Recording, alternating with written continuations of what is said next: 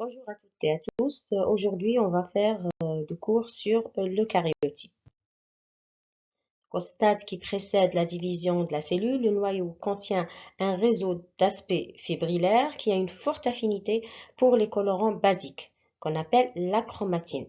Lors de la division, aussi bien la mitose que la méose, l'enveloppe nucléaire disparaît, tandis que son contenu fibrillaire se transforme en un ensemble de filaments qui se condensent en structures allongées, en bâtonnets, en crochets ou à branches V sont les chromosomes.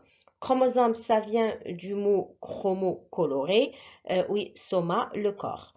Le nombre des chromosomes par cellule est une caractéristique d'espèce. Dans l'espèce humaine, il y a 46 chromosomes, donc 46 molécules d'ADN par cellule. Le karyotype standard, appelé karyogramme, est l'arrangement standard de l'ensemble des chromosomes d'une cellule, à partir d'une prise de vue microscopique. Les chromosomes sont photographiés et disposés selon un format standard. La classification des chromosomes est fondée sur plusieurs critères. Donc, vous avez les caractères morphologiques, la taille et la position du centromère et aussi la succession des bandes pâles et foncées qui sont bien sûr qui est obtenue par dénaturation et caractéristique d'un chromosome répartition de différentes, c'est-à-dire répartition de différentes bandes. On réalise des karyotypes dans le but de détecter des aberrations chromosomiques telles la trisomie 21 ou d'identifier certains aspects du génome de l'individu comme le sexe, par exemple XX pour la femme et XY pour l'homme. Notons qu'un karyotype se présente sous forme de photographie. Comment on réalise un karyotype? On l'a déjà fait dans le chapitre culture et marquage. Là, je vais vous faire un petit résumé. Donc, après un prélèvement sur l'individu de cellules, souvent des lymphocytes qui sont obtenus par un prélèvement sanguin, sont mis en culture, bien sûr, in vitro. La culture mise en présence de colchicine qui va faire le blocage, c'est-à-dire qui va perturber le fuseau mitotique et bloque les cellules en métaphase de la mitose. Les cellules en mitose sont alors récoltées puis gonflées par une solution hypotonique, en général le KCl à 75 millimolaires par effet d'osmose. Donc, on va dire que l'enveloppe nucléaire ne va pas s'éclater, mais elle va gonfler et les chromosomes vont se noyer dedans. Donc, pour les séparer, bien sûr, pour qu'il n'y ait pas de chevauchement. Après, on va les fixer avec un mélange d'acide acétique et méthanol, ce qu'on appelle le carnois. Puis, on les étale, bien sûr, sur des lames de verre en vue d'une observation microscopique, ce qu'on appelle l'étalement chromosomique. Cette préparation est ensuite colorée, donc la coloration la plus classique est le colorant au Giemsa qui va entraîner l'application d'un traitement approprié, puis par des bandes, c'est-à-dire après, avant, on va dire que la coloration se fait après le traitement, soit par dénaturation thermique ou bien la digestion enzymatique pour le bonding R et G respectivement, puis on colore au Giemsa. La topographie des bandes est caractéristique d'un chromosome et permet de l'identifier. Donc, les deux chromosomes d'une même paire ou bien les chromosomes de paires différentes. Donc, bien sûr, d'une même paire, c'est-à-dire les homologues, ils vont avoir les mêmes bandes. Il existe également d'autres méthodes de coloration qui vont apparaître d'autres types de bandes. Donc, vous avez le Q-banding, R-banding, le T pour télomère, C centromère. On l'a déjà vu au chapitre de marquage. Comment classer les chromosomes, comme je viens de le dire? Donc, il y a trois critères de classification de chromosomes. Donc, vous avez les chromosomes, vous avez la taille, donc ils sont classés par ordre décroissant et ils sont aussi classés en fonction de l'indice centromérique ou bien la position du centromère et enfin la succession de bandes claires et sombres. Donc, on va voir sur cette image donc l'indice centromérique. L'indice centromérique, il va distinguer trois types de chromosomes. Donc, en fonction, bien sûr, de la position du centromère. Donc, on va avoir le bras court et le bras long qui vont avoir des tailles différentes. Si le centromère est au milieu, donc le chromosome est dit métacentrique, c'est-à-dire la taille de bras court, le P, est égale au Q, bras long. submétacentriques lorsque le bras court, par exemple, est plus petit, c'est-à-dire ils sont inégaux, c'est-à-dire il est plus petit que le bras long. Et enfin, les acrocentriques, lorsqu'on va confondre les extrémités avec le centromère. À peine on voit le bras court, c'est-à-dire le bras court est beaucoup plus court que le bras long. Donc on peut bien sûr les détecter directement, en vue microscopique sur une métaphase. On voit bien les métacentriques qui sont sous forme de X, un vrai X, c'est-à-dire le centromère est au milieu, le subméta, le bras court est plus court, là, on peut les détecter sur métaphase, et aussi les accros lorsque le P est presque invisible. De façon générale, les autosomes sont classés dans un ordre de taille décroissant. Donc, on aura les chromosomes, bien sûr, numérotés de 1 jusqu'au 22 pour les autosomes, c'est-à-dire les chromosomes non sexuels. Et pour les chromosomes sexuels, c'est-à-dire les gonosomes, ils gardent leur dénomination X et Y. Donc, ils sont classés par ordre décroissant. C'est sûr que le chromosome 1 va être le chromosome le plus grand et le 22 le plus petit. Et la classification se fait bien sûr, par paire, c'est-à-dire chaque chromosome a son homologue. Et aussi par la position dont on verra plus loin. Les nombres de bandes par lot haploïde, c'est-à-dire 23 chromosomes, permet de définir la résolution de l'analyse cytogénétique. Donc, on peut avoir plusieurs résolutions de bandes. On peut avoir 300 bandes par lot haploïde. On peut avoir une résolution à 550 bandes, donc c'est la moyenne.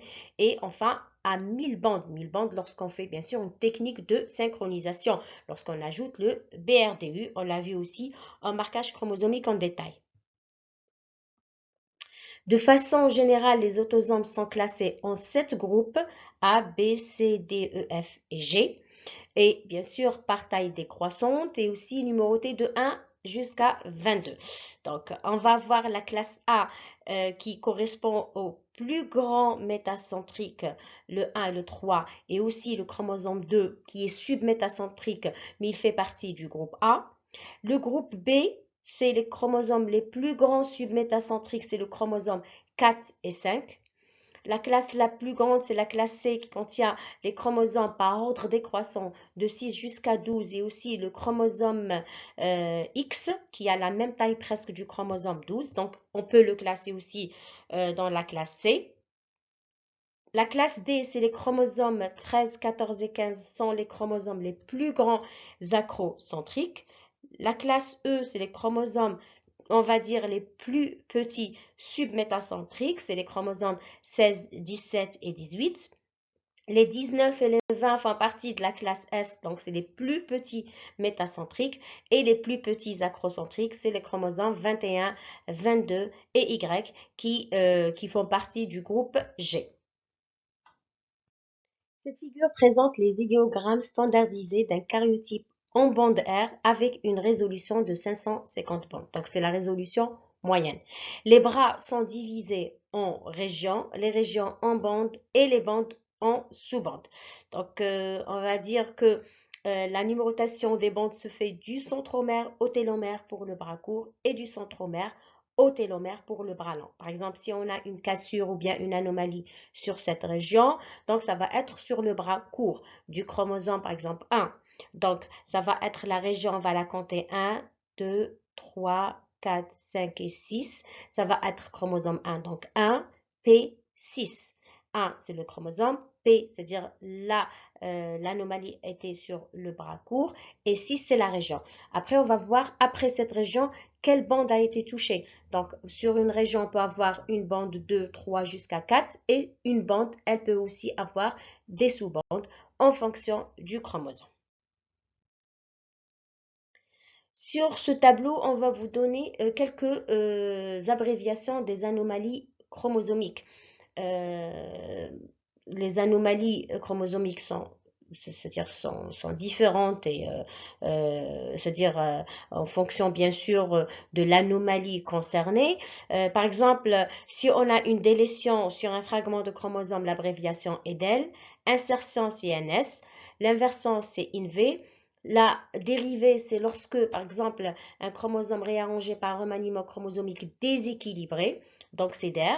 Dup, lorsque on a une duplication. Dir, c'est-à-dire direct, optionnel, permet de préciser le sens de la duplication. Et add, bien sûr, lorsqu'on a un chromosome qui est mal connu.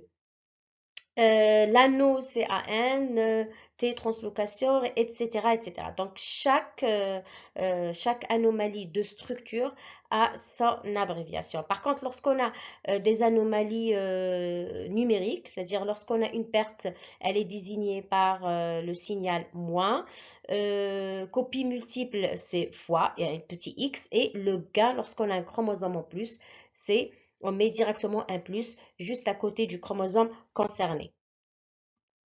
Là, c'est un tableau plus ou moins plus petit, mais par exemple, c'est-à-dire ça donne plus d'anomalies que l'autre. Par exemple, les anomalies avec précision. Voilà. Par exemple, lorsqu'on va lire cette anomalie, c'est DEL5 Q14 Q32, c'est-à-dire on a eu une délétion interstitielle parce qu'il y a deux cassures interstitielle au niveau du chromosome 5 sur le bras lent.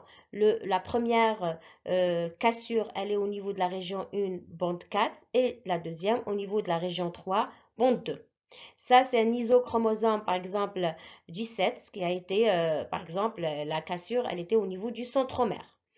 Là, c'est plus 8, c'est-à-dire il y a eu un gain de chromosome 8, c'est-à-dire on a 3 exemplaires de chromosome 8, plus 8, et moins 5, c'est-à-dire on a une monosomie. Donc lorsque c'est plus, c'est une trisomie, moins, c'est une monosomie. Là, c'est un tableau récapitulatif, donc on va voir les détails en chapitre anomalie chromosomique. Là, c'est la suite, donc vous pouvez avoir des duplications, des rings, des insertions, les chromosomes dicentriques, par exemple pour l'anomalie Robertson.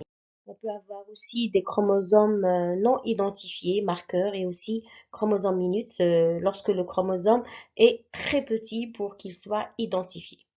Donc, on peut avoir aussi d'autres anomalies. On ne va pas s'attarder sur ça. On va détailler ça. On va voir ça en détail dans le dernier chapitre des anomalies chromosomiques.